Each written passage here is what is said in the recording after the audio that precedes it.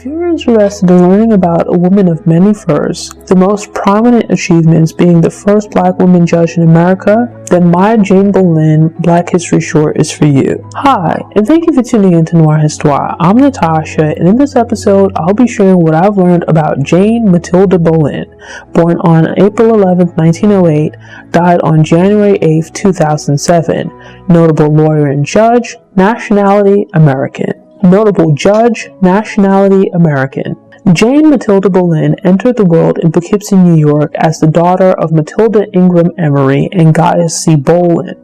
Bolin's mother was a white English woman, while her father was born to an American Indian mother and Black American father. Even before her birth, the Bolin family had gained some distinction, as the elder Bolin had been the first Black graduate of Williams College and became an attorney. When Bolin was still a child, her mother became ill and passed away, at which time her father assumed primary responsibility for raising her and her brother. Bolin spent long hours at her father's law office and developed an admiration for and interest in his leather-bound law books. At the time, Poughkeepsie was a predominantly white town, and Bolin noticed that some people stared at or treated her differently because she was multiracial. Bolin's father established a local branch of the NAACP and allowed her to read the organization's magazine, Crisis.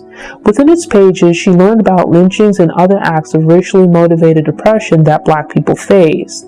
Those early experiences sparked a desire to become involved with social justice.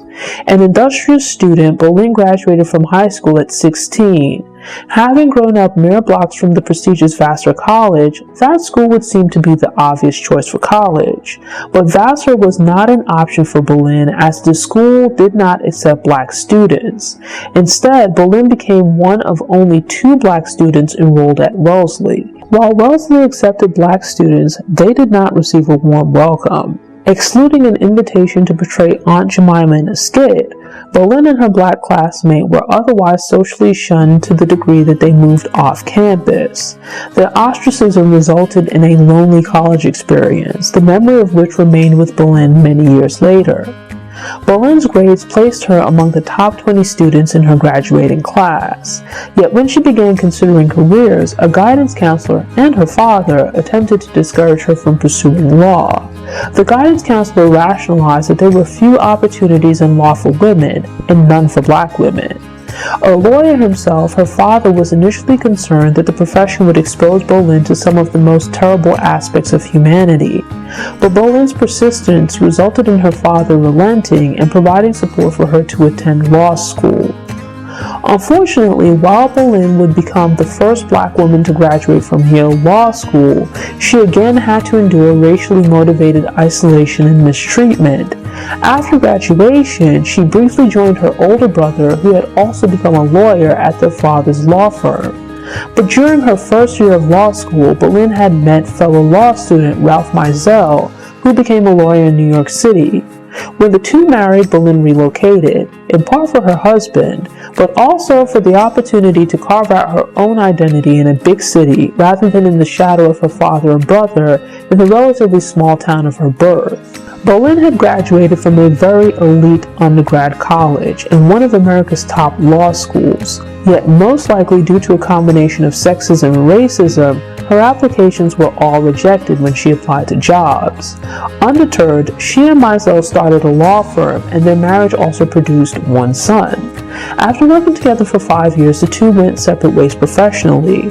Bolin found work as the assistant corporation counsel of the city of New York, while Mizell accepted a position in Washington, D.C., resulting in a somewhat long-distance marriage. After serving in that position for 2 years, Mayor Fiorello LaGuardia invited Bolin to a meeting at the World's Fair. No context or explanation was offered in advance, and when Bolin arrived with Mizell, she was unexpectedly asked to raise her right hand to be sworn in as a judge. The appointment made Bolin America's first Black female judge. She was assigned to what is now known as family court, and typically presided over cases related to juveniles. In efforts to put children in her courtroom at ease, Bolin did not wear the traditional Black robes worn by judges, and she used her authority to push back against segregation and discrimination. Her rulings helped prevent publicly funded child care agencies from declining children based on their race, and probation officers could no longer be assigned based on their race or religion. Bolin collaborated with Eleanor Roosevelt on the Wiltwick School, a camp that provided primarily black juvenile delinquent boys and their families with support, resources, and counseling. Bolin's original 10-year term as a judge was reconfirmed by 3 mayors, extending her judgeship to 40 years. For half of her career on the bench, Bolin remained America's only black female judge. Having achieved her childhood dream of making a difference, Bolin actively avoided consideration for other positions that would have taken her away from this area of the court. The judicial system had set 70 as the mandatory retirement age of judges. Thus, Bolin was forced to retire when she reached the cutoff age. Yet, even in retirement, Bolin continued to work on behalf of children's welfare. She spent 2 years volunteering in New York City public schools as a reading instructor.